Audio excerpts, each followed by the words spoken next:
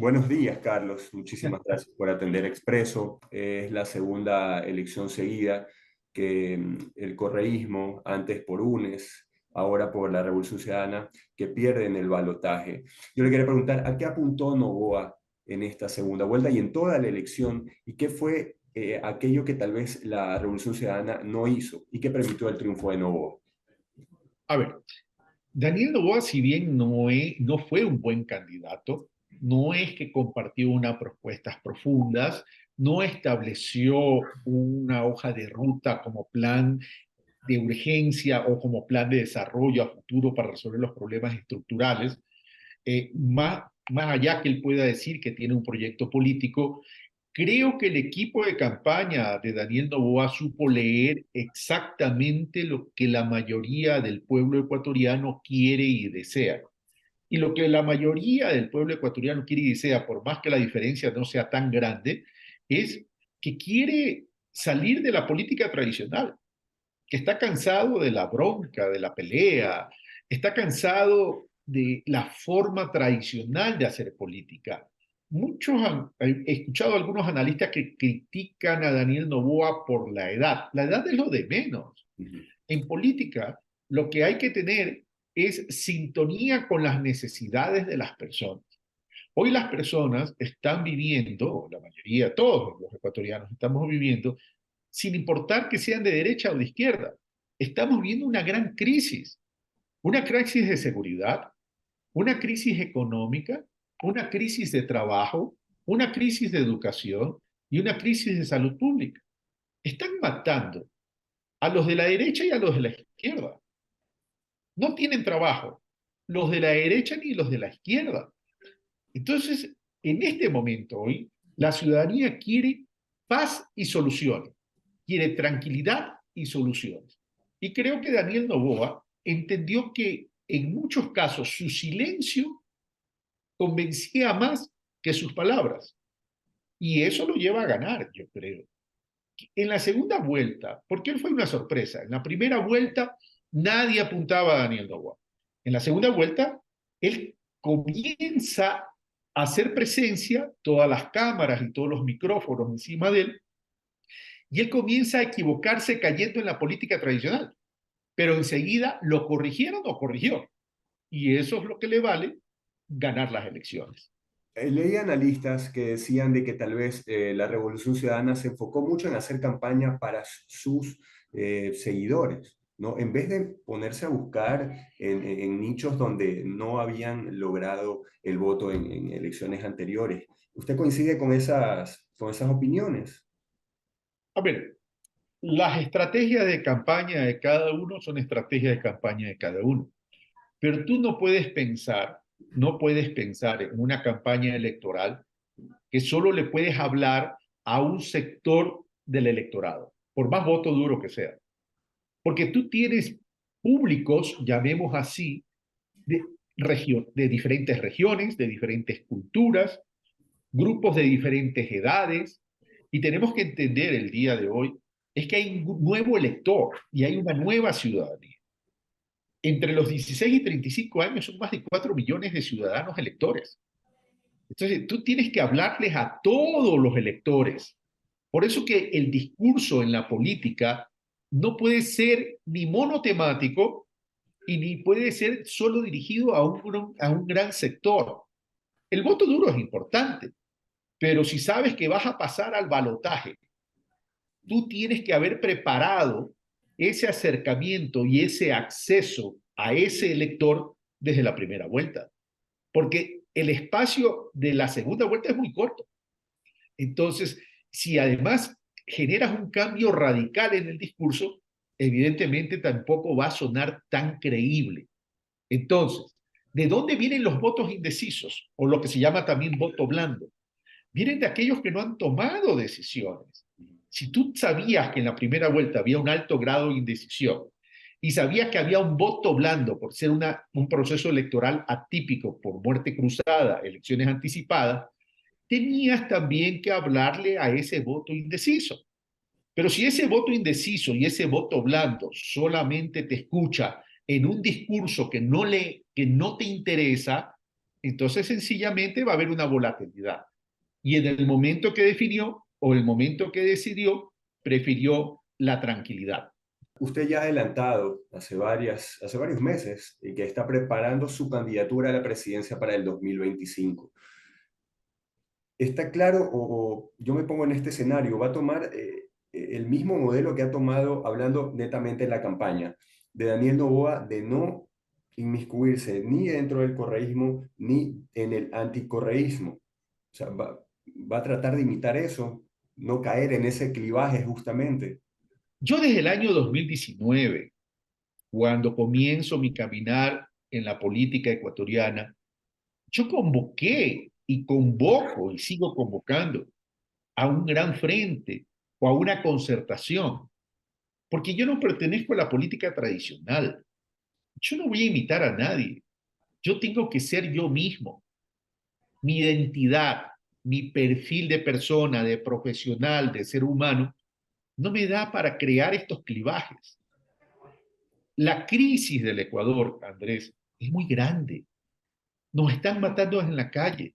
La gente prefiere emigrar a otros países porque no tiene oportunidades, porque no tiene trabajo. No podemos perder tiempo. Cuando yo convoco a la concertación, lo hago desde el centro para que todo aquel que quiera construir un país en paz y en vías de desarrollo, para que ese desarrollo sea real, bienvenido sea. Aquí los problemas del Ecuador nos llevan a una concertación que va más allá de izquierda y de derecha. Usted se ha identificado como progresista, o al menos fue candidato a la vicepresidencia por un movimiento que se identifica como progresista. ¿Cómo para esta siguiente elección puede tal vez desapegarse de, de, de ese movimiento o de esa percepción general de que usted pertenece o tal participó con ese movimiento en elecciones pasadas?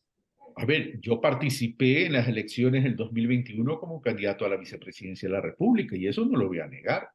Y me siento honrado de haber participado. Caminé con la militancia, conocí a la militancia, recorrí el país.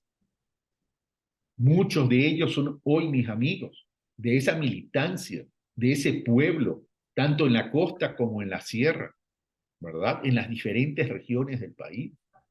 Conozco sus necesidades. Esto no es cuestión de ocultar por qué movimiento participé. Estoy muy agradecido, muy honrado, pero es evidente que Carlos Rabascal tiene su propia identidad, que Carlos Rabascal tiene su propio pensamiento, que Carlos Rabascal tiene una forma de hacer política no de ahora.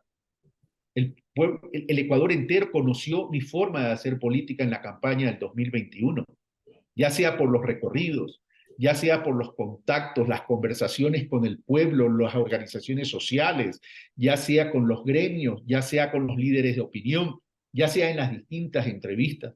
Conoció mi forma de hacer política y conoció mi pensamiento. Yo no voy a renunciar a mi pensamiento. Lo primero que yo tengo que decirle a la ciudadanía es, la democracia es importante. Y yo como demócrata no puedo renunciar ni a mi capacidad, ni a capacidad de pensar, ni a mi capacidad de opinar, ni a derecho de opinar. Por eso yo convoco, sí, a una concertación donde dejemos de lado por un momento, dejemos de lado por un momento esto de derecha y de izquierda. No es que las ideologías no sean importantes, pero la vida de los ecuatorianos merece mayor responsabilidad hoy en día. ¿Y qué es lo que y que estamos proponiendo como un proyecto independiente? Que evidentemente la idea es que converjan varias organizaciones políticas, porque así lo manda la ley también, es la construcción de un modelo de equilibrio social. Un modelo de equilibrio social que se sustente en qué? Que se sustente en la necesidad de generar crecimiento económico. ¿Y cuál es la ecuación de crecimiento económico? Consumo, inversión pública e inversión privada. Pero adicionalmente, ese crecimiento económico tiene que venir acompañado con desarrollo social. ¿Y en qué consiste el desarrollo social? Inversión en educación, inversión en salud pública, dinamización de las economías desde los territorios, ¿verdad? Una gran y profunda reforma política institucional y ya ahora sí, hablar en serio de la necesidad de salir de este hipercentralismo que también es uno de los culpables de lo que estamos viviendo hoy en día. Esta gran concertación lo incluye a Daniel Noboa, porque seguramente él está preparando el camino para reelegirse en el 2025. Esta gran concertación incluye a todos los ecuatorianos. El que no quiera sumarse, pues será decisión de aquel que no quiera sumarse. Pero hoy en día no podemos jugar a la política corta. Tenemos que entender que la política no es la lucha por el poder, sino la construcción de la reconstitución de un nuevo tejido social. Y esa reconstitución de ese nuevo tejido social tiene que partir de los valores de la dimensión del significado de ciudadanía. O sea, tenemos que recuperar aquello. Tenemos que pacificar el país. Y para pacificar el país tenemos que entender que tenemos que hablar. ¿Qué es la comunicación? Es la construcción de espacios de diálogo con bases a ejes temáticos, como lo que hemos hablado: seguridad, reactivación económica con trabajo, salud pública, educación pública, desarrollos locales territoriales, lucha contra la corrupción y una gran reforma política e institucional en el país, porque la institucionalidad democrática se destruyó. Tenemos que pasar de esos modelos antiguos. Entonces, sí, hubo una reforma liberal, ya la Revolución Ciudadana quiso plantear su propia revolución desde aspectos liberales, perfecto. Ahora tenemos que construir una gran reforma de institución social y a eso debemos apuntar. Estos 18 meses de gobierno transitorio, a pesar de que Daniel Noboa ha dicho que se va a lanzar a la reelección para el 2025, son claves.